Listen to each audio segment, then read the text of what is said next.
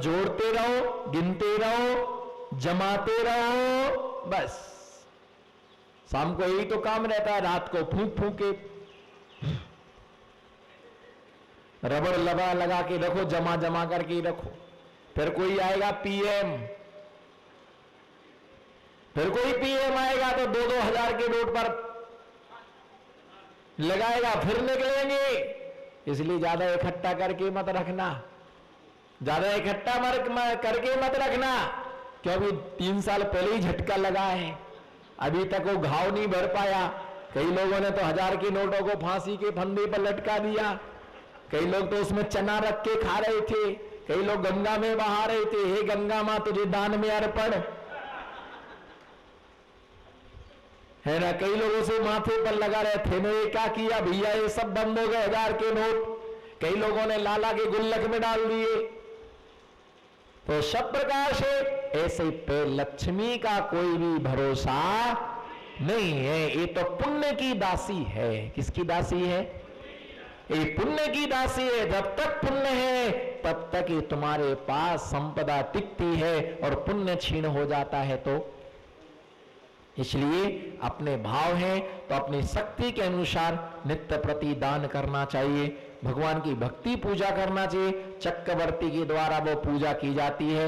वर्तमान में भी ऐसे संपन्न लोग हैं जो अपने इच्छा से है ना कल्पद्रुम मंडल विधान कराते, इंद्रध्वज मंडल विधान करते, अष्टांगाओं में 8 दिन का भावना से सिद्ध चक्र महामंडल विधान की क्या करते हैं, आराधना करते हैं। तो इसी प्रकार से आप सब भी मंगलमय भावना रखें। बहुत बढ़िया सोना सोना है ना, बिल्कुल मौसम बहुत बढ़िया है, आनंददायी। ऊपर से मेघ बरस रहे, यहां से महाराज जी बरस रहे, वहां से पानी बरस रहा, यहाँ जिनवाणी बरस रही है ना। यहाँ पर बाहर की गर्मी शांत हो रही है और जिनवाणी की रसपान से अंदर की क्या हो रही है, गर्मी शांत हो रही है। और आप लोगों की तो 10 उंगली घी में है और सिर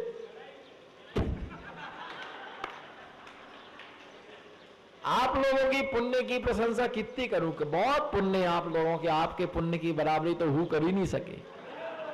नरवाली वालों का तो गजब का नंबर 1 पुण्य है। 10 उंगलियां घी में और सिर अपनी तो तेल में भी नहीं है। कितना पुण्य आप लोगों का भैया, कितना बढ़िया मौसम। ऐसे मौसम में भी कौन बोला पकोड़ा का मौसम हो गया? हसमुख बोला, बोले पकोड़े का मौसम हो गया। भाव खराब नहीं करना। उसका लाट कौन बोला? पंडित जी बोले, ये बोला। देखो मैं आपको एक बात बता दूं, आप सुन लो, खबरदार। अच्छे को अच्छा हूं, बुरे को बुरा हूं। भी हम किसी को छेड़ते नहीं हैं, हम किसी को छेड़ते नहीं है। और किसी ने हमको छेड़ा तो हम उसे फिर तो पकड़ के कहां ले जाए? हम किसी को छेड़ते नहीं, इसलिए चौथे काल के साधु हैं। और किसी ने हमको छेड़ा तो हम छोड़ते नहीं, इसलिए पंचम काल के। लोगों की नीयत खराब हो रही कि बड़े आप घर पर जाएंगे,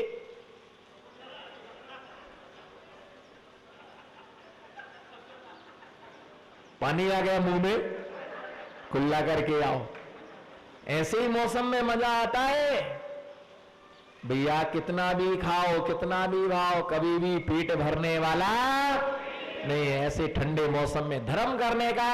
इसलिए चातुर्मास में ऐसे हरियाली हरियाली रहती है, और जहां साधुओं का चातुर्मास होता है वहां के लोग भी हरे भरे हो जाते हैं, है ना। दिन रात वो धर्म करते हैं, पुण्य का आर्जन करते हैं, आहार देने जाते हैं। ऐसे मौसम सबसे अनुकूल मौसम माना जाता है ना। निश्चित मान के चलो, अपने पुण्य की सराहना करो, है ना, कि हमें भी ऐसा अवसरी धर्म करने का मौका गुरुओं के सानिध्य में क्या हो रहा, मिल रहा। निरंतर दान धर्म पूजा पाठ करते रहो, इसी में हमारी आत्मा का कल्याण है। चलो शांतिनाथ भगवान की। आचार्य समंद्रभद्र स्वामी ने रत्नकर्णक श्रावकाचार नामक महान ग्रंथ में श्रावक के प्रथम धर्म की चर्चा की। श्रावक का जो पहला कर्तव्य है वह देव पूजा के लिए पहला कर्तव्य कहा गया। कल हमने द्रव्य पूजा, भाव पूजा और पूजा के साथ साथ नित्य नियम पूजा, इंद्रध्वज पूजा, अष्टांगिक पूजा, कल्पद्रुम महामंडल पूजा के विषय में हमने देखा था, अन्वेषण किया था कि इनको करने का कौन अधिकारी होता है। जो भगवान का भक्त होता है वह गरीब नहीं होता है।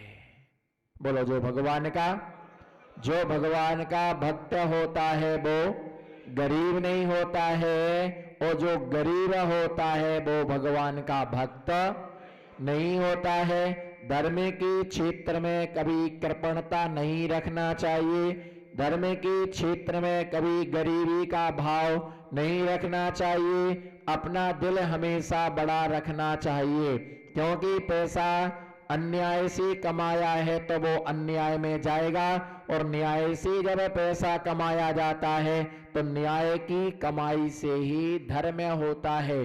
अन्याय की जो कमाई होती है वो गटर बनाने में जाती है, लेट और बाथ को बनाने में, लेट और बाथ के लिए बनाने में जाती है, व्यर्थ के कामों में सारी संपदा क्या चली जाती है। और जितना न्याय से हम पैसा कमाते हैं, जब न्याय से कमाया जाता है तो न्याय से कमाया हुआ पैसा जिन पूजा में लगता है, जिन धर्म में लगता है, जिन आराधना में लगता है, मुनियों के आहार विहार में लगता है, मुनियों की आवश्यकता के अनुसार भैयावृत्ति में लगा करता है, और मुनियों की सेवा में क्या होता है, पैसा जाया करता है। हर आदमी दान नहीं दे सकता है। बोलो, हर आदमी दान नहीं दे सकता है। हर आदमी कमा सकता है। बोलो, हर आदमी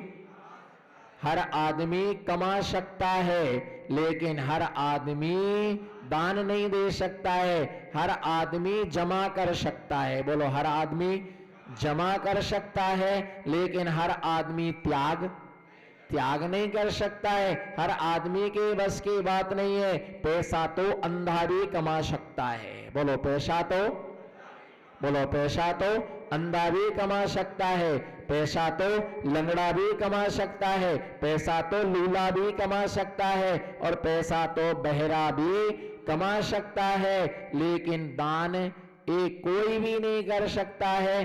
अंधा, गूंगा, लंगड़ा, बेरा, अपंग, ये चारों व्यक्ति आहार दान आदि के कोई भी दान के क्या नहीं होते हैं, पात्र नहीं होते हैं। वो दान लेने की पात्र है, पर वो दान देने की पात्र, जैसे अंधा है, लूला है, लंगड़ा है, बेरा है, ऐसे व्यक्ति को हम करुणा दान देते हैं। क्या देते हैं? करुणा दान का मतलब क्या होता है? इसी प्रकार से ये ध्यान रख करके चलना, करुणा दान देते हैं, इसी प्रकार से ध्यान रख के चलना।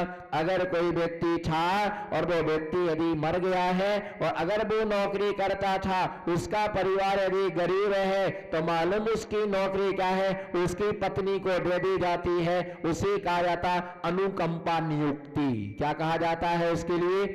अगर कोई गरीब परिवार है, उसका बच्चा है, नहीं कमाता है, योग्य 18 साल के हो जाने के बाद उसके लिए अनुकंपा नियुक्ति, दया का तुम्हें क्या एक आधार है ना। इसी प्रकार से हमारे आगम में करुणा दान भी कहा गया है। अगर कोई दुखी है तो उसके लिए करना, उसके लिए भोजन कराना, कपड़े देना, पैसा देना, करुणा आशीर्वाद। करुणा आशीर्वाद का मतलब क्या होता है? अगर कोई दुखी है तो उसको करुणा भाव से आशीर्वाद देना कि तुम्हें देखने की क्या मिले, शक्ति मिले, तुम्हें सुनने की शक्ति मिले, मेरा तुम्हें चलने की शक्ति मिले, तुम्हें दान देने की क्या हो, तुम्हारे लिए दान देने की शक्ति क्या हो, है ना, प्राप्त हो। ऐसा उनके प्रति क्या रखना है ना, भाव रखना।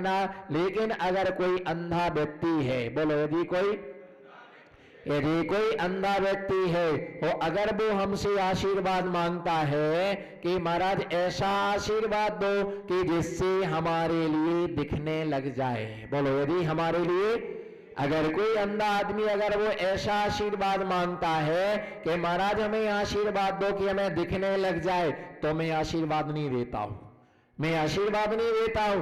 अब आपको महाराज अगर कोई कहे कि महाराज ये अंधा है और आपके आशीर्वाद से हमारी आंखें खुल जाएंगी, और अगर वो आशीर्वाद मांगी तो मैं आशीर्वाद नहीं दूंगा, मैं नहीं दूंगा आशीर्वाद, क्योंकि उसने क्या किया है, देखने का क्या मांगा है, बोलो क्या मांगा है, उसने देखने का आशीर्वाद मांगा है, और मैं आशीर्वाद नहीं दूंगा। और जबकि मैं जान रहा हूं कि मेरे आशीर्वाद से उसकी आंखें क्या हो जाएंगी, अगर तीर्थंकर भी बता दें कि तुम्हारे आशीर्वाद से इसकी आंखें खुल जाएंगी, तो भी मैं उसको आशीर्वाद, इधर देखो आई कांटेक्ट बना के रखो, तो भी मैं उसके लिए आशीर्वाद नहीं दूंगा। पूछो क्यों, बोलो पूछो क्यों नहीं दोगे आशीर्वाद, बोलो हाथ उठाओ, हे गुरुवर आशीर्वाद क्यों नहीं दोगे, है ना, बोलो हे गुरुवर आशीर्वाद क्यों नहीं दोगे। मैं आशीर्वाद, क्योंकि उसने किसका आशीर्वाद मांगा है, देखने का आशीर्वाद मांगा है। किसका आशीर्वाद मांगा है,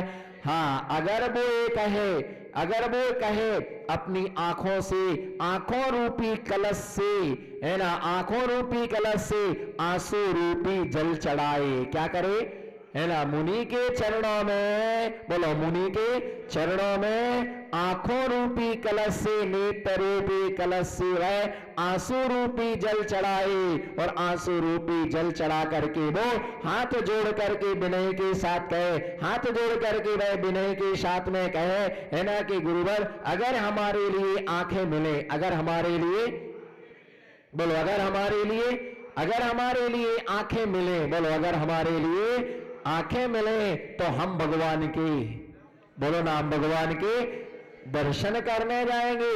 अगर हमारे लिए आंखें मिली हैं तो हम तीर्थों की यात्रा करने जाएंगे, है ना, मुनियों को देख देख करके हम क्या करेंगे, आहार दान करेंगे, है ना, हम अपनी आंखों से अच्छे काम करेंगे, हम उसको तुरंत क्या करेंगे, आशीर्वाद दे देंगे।